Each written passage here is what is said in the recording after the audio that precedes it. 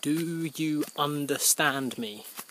That's a bit of a like almost derogatory term when you think of it. Like understand, it's like I'm standing up here, you're standing down there, you're standing under me.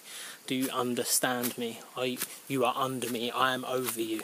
I find a lot of these terms that we use, you kind of using language as a weapon, you know, like almost to disempower us from our true ability. And I definitely think in some cases, this word specifically, there are a better use of vocabulary that could be used to, I was going to say understand, but that wouldn't make sense. So there's a better way to communicate these ideas.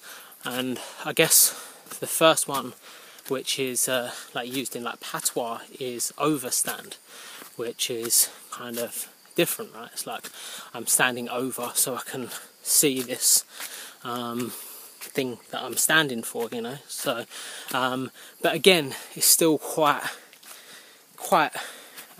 dominant, and I could see it being a good response to do you understand me. You know, if someone's like patronising or belittling you, do you understand me? It's like, no, I overstand you. You know, it's kind of like maybe a good response. But I think more of a soft kind of gentle response to this is Innerstand, you know, which is not actually a word as far as I know. I'm pretty sure it's not a word, but that's like I'm getting this from like an internal point of view, you know. And it's a very, like, it's a soft, beautiful way to kind of express your standing on a specific matter, you know. It's like, seems more reasonable and fair, you know. And the other one is outer stand, which I guess would be, if you think of inner stand as like more of a deep, heartfelt, meaningful inner standing of what's going on. Outer stand would be more of a masculine, boxed up way of seeing every angle of it. Because if you think of like outer standing, you're standing outside something, you're not standing over it, you're not standing under it, you're standing outside of it. And you can kind of, if you can picture like a sculpture or something like that, you know, like a piece of art that's sculpted, if you outer stand it, you can kind of walk around it and look at it and really kind of get what it is from a logical point of view.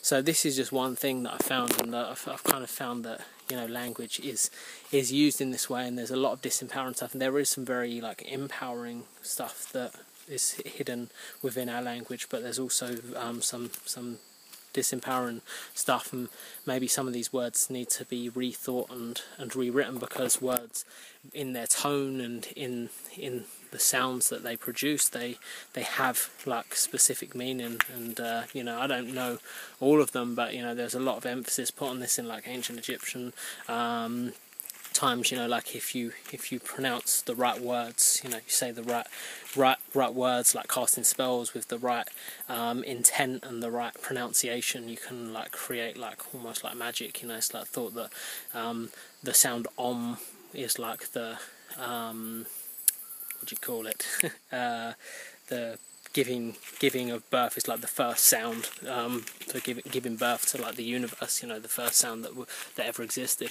So there's definitely and different tones, you know, sound is like numbers expressed in time, you know. So it's kind of like if you think of shapes being numbers expressed in space, and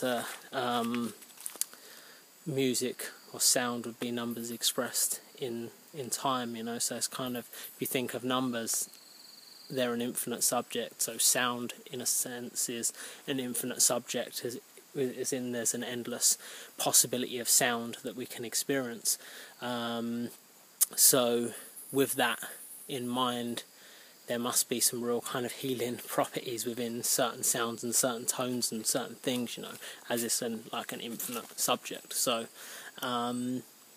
yeah, it's really interesting to make these observations and realise that language is not just something we use to communicate, but it also can have many other uses, both empowering and disempowering uses. You know, if we're not careful, we're not conscious of it. So yeah, do you understand me? Do you understand what I'm saying? Do you understand what I'm saying? Because you don't need to understand, because you overstand that.